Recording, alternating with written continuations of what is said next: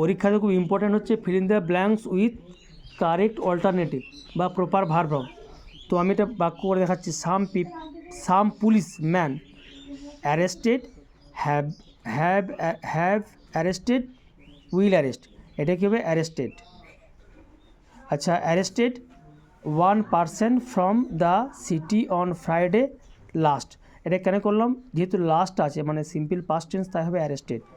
কিছু পুলিশ গ্রেপ্তার করেছিল একজন ব্যক্তিকে এই শহর থেকে গত শুক্রবার। Next, the man was found have been, এটা হবে ওয়াজ ফাউন্ড, কারণ সিম্পল পাস্ট টেন্স, মানুষটাকে দেখা গিয়েছিল স্মাগলিং গোল্ড, সোনার চোরা কারবারি করতে।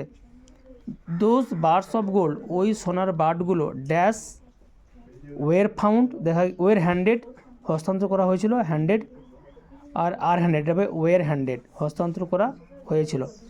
নেক্সট কী হবে? Over to the customs at present the man was আছে, ইজ আছে, উইল বি ইন প্রিজন। এটা হবে, যেহেতু আছে অ্যাট প্রেজেন্ট সিম্পল প্রেজেন্ট, তাই এটা হবে ইজ। এইভাবে এগুলো সলভ